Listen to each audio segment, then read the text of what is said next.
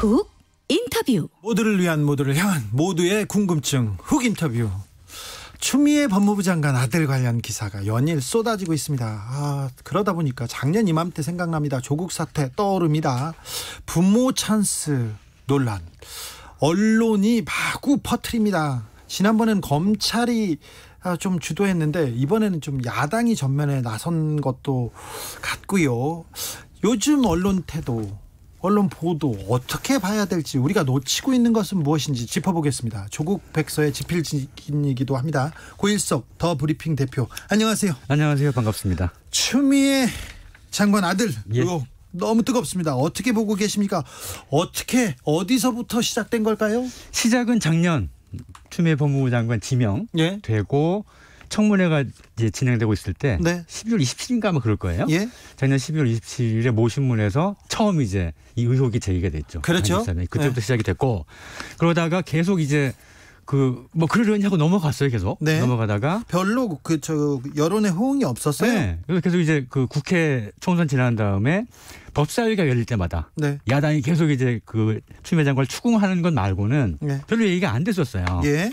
그러다가 9월 1일부터 본격적으로 언론이 나서기 시작합니다. 언제요? 9월 1일입니다. 9월에 1일. 예. 뭐 계기가 있을 거 아니에요, 기사가. 예. 그게 조선일보 단독 기사인데요. 네.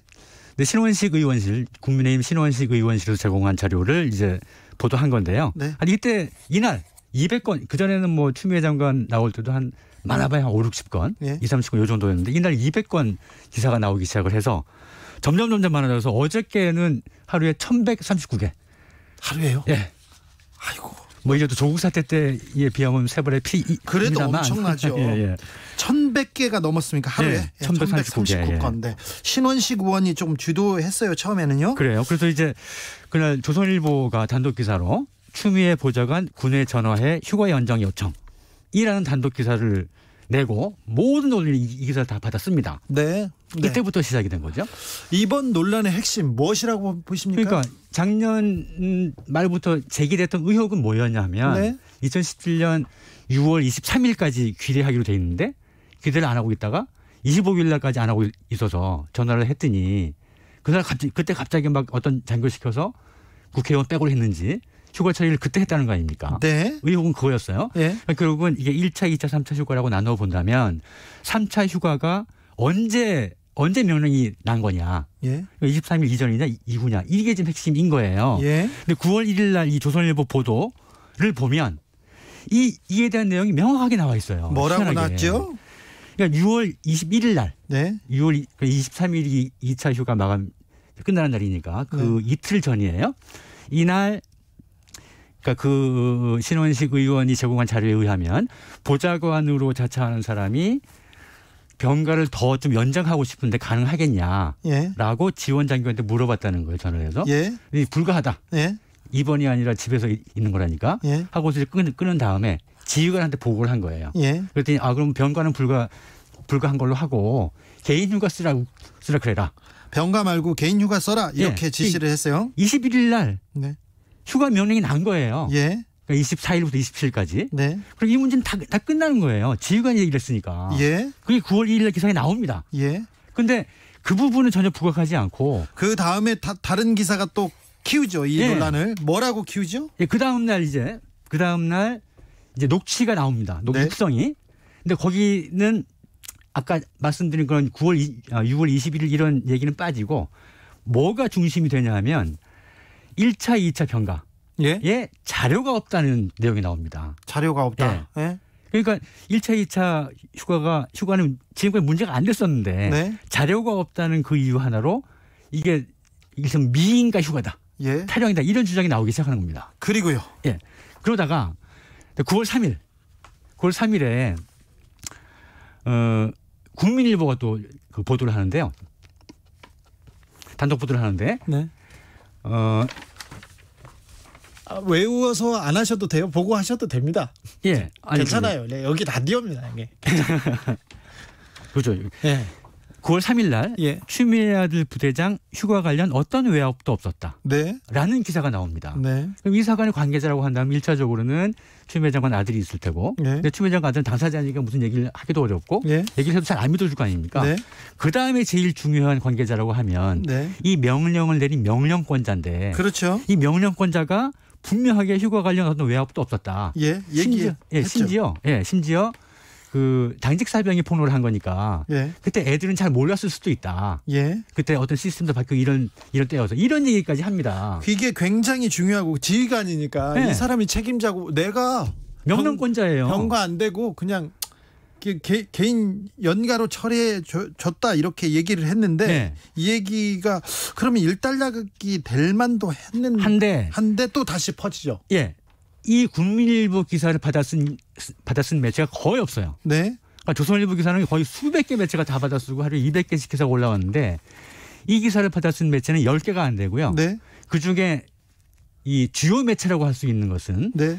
그 서울신문하고 채널A하고 미디어오늘 정도밖에 없어요. 한겨레 경향도 안 썼어요. 예, 안 받았었어요. 아 그래요? 네. 네. 물론 방송 채널도 그렇고. 예, 못 찾을 수도 있지만 그것도 그 보도 내용을 그대로 인용한 게 아니라 이 신문 기사를 보고 민주당 관계자가 얘기를 합니다. 네. 그걸 받아서 한 줄 간략하게 쓴 것밖에 없어. 이렇게 주장했다. 알겠습니다. 신원식 의원의 주장은 계속해서 지금 커지고 커지는 데 비해서 이렇게 그 지휘관이 얘기한 책임 있는 발언은 아예 무시됐다 이거죠. 그런데 이 공방은 정치권으로 옮겨가서 더 커집니다. 이거는 어떻게 보십니까? 그러니까 이거는 그 시시비비를 가려야 할 사안을 늘 그렇지만 늘 감성적으로 몰고 가는 거죠. 황제 휴가라느니 뭐 엄마 찬스라느니. 네. 그리고 이제 그 공방이라고 하지만 실질적으로는 국민의힘에서 일방적으로 공세를 피우고 있는 중이고요. 네.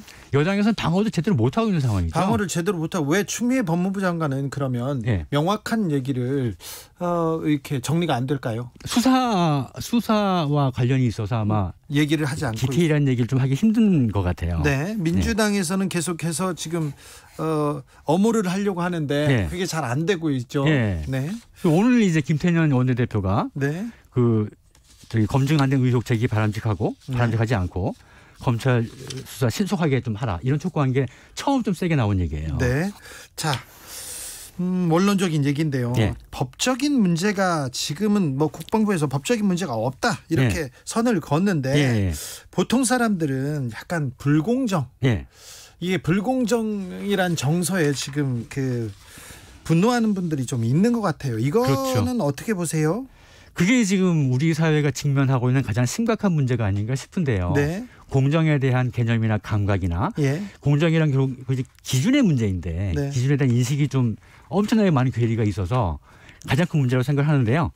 지금 당장 어떤 게 공정이고 어떤 게 공정이 아니냐 이런 논쟁을 벌이는 것보다는 좀 시간을 가지고 좀 일치를 가져가려는 좀 자세를 가져가는 게 필요하지 않나 싶은 생각을 합니다. 오늘 경향신문의 머릿기사입니다. 일면 머릿기사 제목이 공정 강조하던 문정부의 불공정 이렇게 얘기를 합니다.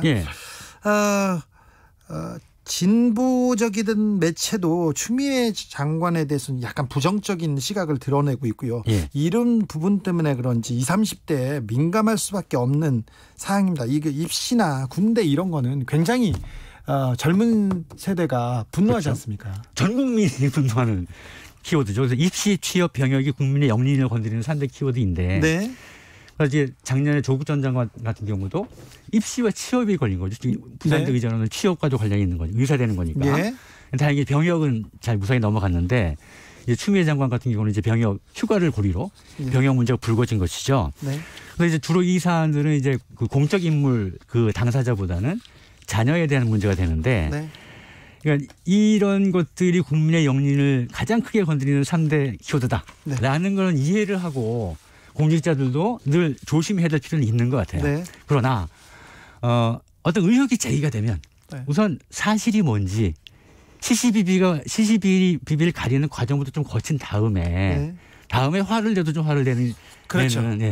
그런 과정이 필요하지 않을까. 사실관계를 확인하고 화를 내도 지금 늦지 않는데 일단 화부터 냅니다. 그렇죠. 그러니까 재판까지 기다리지 않더라도 최대한 많은 사실을 수집한 다음에 네. 결정을 내리는 판단하는 이런 좀 과정이 필요하다고 생각을 합니다.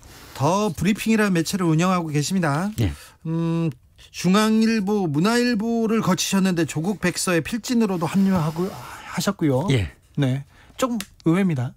왜요? 중앙일보, 문화일보가 예. 네, 그만둔 지 오래돼서 뭐. 네, 그렇습니까? 이력서에만 들어가면 거고요. 물론 이제 제가 도움도 많이 받긴 했지만. 네. 그러니까 조국 사태 때는 뭐 진보 보수 가릴 것 없이 모든 매체가 다 조국 장관에 대해서 반대편에 서거나 비난하거나 이런 입장에 섰죠. 예. 그래서 그것을 이제 방어하는 개인들이 나오기 시작했는데 저도 이제 그 중에 한 명이었고요. 정확히 작년 이맘때였는데요. 예. 조국 법무부 장관 임명 즈음에 예. 언론이 그리고 온 나라가 조국 사태로 정말 몸살을 앓았습니다. 예. 네, 아파한 사람들 많습니다. 예. 뭐 찬성이나 반대나. 그런데 그 조국 사태에서 우리가 좀 배웠어야 되는데 추미애 사태를 통해서 그때 조국 사태 때 좀 언론이 성찰하거나 좀 나아졌다 이런 게 보입니까? 안 보이고 기대하기가 좀 어렵죠. 오히려요. 지금 나아지길 기대하기는 좀 어려운 상황이 아닌가 싶고요. 예. 조국 사태와 관련해서는 지금 뭐 그때를 교훈 삼아서 나아지는 거를 바라기는 아직 좀 이르고 예. 그 사태에 대해서 뭐 평가를 한다거나 예. 그다음에 뭐 사실 여부가 아직 가려지지 않은 것도 많이 있고요. 예. 그건 좀 기다려 봐야지 되는 네. 그런데 지금 그때 보도했던 마구 달렸던 내용 중에 허위로 드러나는 게 많기 때문에 예. 그때 보면 너무 성급하지 않았나 이런 생각도 해보는데 예. 이번 그 추미애 장관 아들 문제에서도 그런 비슷한 그 소모적인 논쟁 계속되고 있지 않습니까? 예. 그래서 소모적인 논쟁이 아까도 말씀드렸지만 예. 바로 그냥 화부터 내는 것 때문에 생기는 일이라고 생각을 해요. 예. 그러니까 소모적 논쟁을 피하기 위해서 논쟁을 좀 줄이자 안 할 수는 없어도 예. 좀 한숨 한 템포 쉬어가면서 예. 뭐 좀 더 알아보고 그런 게 좀 필요할 것 같습니다. 한 템포 좀 보자. 예. 쉬어보자. 천천히 가자. 이래도 늦지 않는다. 이렇게 했는데 추미애 장관 이 사태에서 예. 언론이 약간 좀 특이점이 있습니까? 예, 그 조국 장관 사태 때는 검찰이 좀 뒤에서 흘려주고 언론이 계속 내달리는 그런 형상이었는데 네. 이번 추미애 장관 그 의혹은 어떻게 끌고 가고 있고 좀 특이점이 있습니까? 특이점은 그러니까 조국 사태보다는 좀 규모가 작죠 일단. 네. 그리고 모든 소스가 야당에서 그러니까 주로 신원식 의원 쪽에서 나오는 것이고 예. 그러니까 신원식 의원은 이제 중장으로 예편한 분인데요. 네, 네. 중장 예편한 분인데 군인 출신이죠. 예, 실제로 이제 그랬을지 아닌 그랬을지는 알 수 없지만 대장 진급을 기대했을 네. 그런 분이에요. 네. 근데 정권이 교체되면서 그게 그 꿈이 수포가 됐다고 스스로 생각할 수 있는 네. 그런 배경이 있죠. 근데 그분의 참모장 출신이 그 당시에 이 추미애 장관 아들이 그 입대할 당시 예. 예, 그 지원 대장이었다는 거 아닙니까? 네. 그래서 그때부터 아주 추미애 장관 아들이 사실은 엄마 찬스가 아니라 엄마 때문에 무지하게 고생을 했다고 합니다. 부대에서. 아, 그래요? 네. 네. 그래서 뭐 자세한 얘기는 뭐 나중에 나올지라도 그래서 그런 연장에서 작년 이제 총선 전에 추미애 장관 지명 때부터 예. 그쪽 라인에서부터 드라이브를 걸고 가는 것이죠. 그리고 이 조국 사태 때와는 좀 다른 것이 나오는 이슈가 그다지 다양하지 않아요. 그래요? 그 전에 청문회 때 나왔던 게 다 재탕되는 이런 양상입니다. 그러면 추미애 이슈는 좀 빨리 사라지겠네요. 그걸 기대하는데 아마 또 뭐 야당과 언론의 그 속성상 상당 기간 끌고 가지 않을까 그렇게 전망하고 있습니다. 2년 전에 고일석의 언론해부실이라는 책 저도 읽었는데요. 예. 부제가 언론은 문재인 정부를 어떻게 괴롭혔나였습니다. 예. 괴롭혔습니까? 많이 괴롭혔습니까? 그러면요. 어떻게 괴롭혔습니까?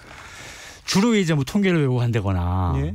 그다음에 그 가치평가 보도의 가치평가를 자꾸 집어넣죠. 네. 사실을 전달하는 것이 아니라 네. 이런 식으로 많이 괴롭혔죠. 예.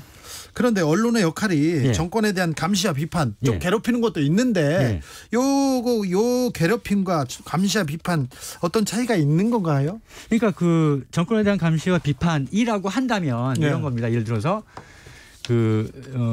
문재인 정권을 어떻게 괴롭혔나를 보면 예를 들어서 그 책의 첫 번째 챕터가 문재인 대통령이 중국 방문할 때 중국 방문 건 가지고 외교 홀대론 뭐 혼밥론 이거 가지고 얘기했습니다. 네, 맞아요. 그게 혼밥론. 그게 그렇게 우리 정상이 외국 가서 조차를 누구 하느냐. 네.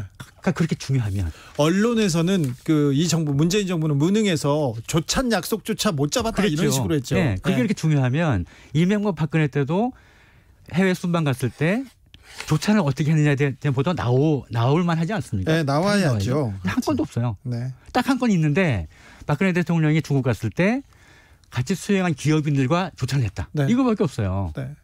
예전에는 박근혜 대통령이 영국 갔을 때 네. 갑자기 박근혜 대통령이 내리자마자 비가 멈추고 햇볕이 쨍쨍 이런 그렇죠. 기사도 나왔죠. 예. 그러니까 그거는 가령 이제 감시 정권에 대한 감시와 비판 좋은 얘기인데요. 그게 언론의 원론적인 기능은 아니에요. 예. 언론의 원론적인 기능은 사실을 전달하는 것이죠. 예. 그 바탕 위에서 감시와 비판도 존재하는 것이죠. 예, 사실을 기반하지 않으면 이건 비판이 아니죠. 예, 괴롭힘이죠 그냥. 네. 마지막으로 선배 언론인으로서 언론에 바라는 점 있으면 부탁드리겠습니다. 아니, 선배 언론이라고 하기 좀 송구스럽고요. 네. 근데 약간 좀 연로하시니까. 네, 지금 말씀드렸듯이 사실을 기반으로 쓰자. 예. 입장이 다를 수도 있고 시각이 다를 수도 있고. 그렇죠. 같은 사안에서 평가가 다를 수도 있지만 네. 사실을 기반으로 쓰자. 예. 예. 그래서 예를 들어서 징벌적 손해배상 제가 도입했다고 해도 전혀 걱정할 필요 없을 정도로. 예. 사실에 기반으로 쓰면 걱정할 필요가 없는 거 아니겠습니까? 네. 예. 감사합니다. 고일석 대표였습니다. 네, 고맙습니다.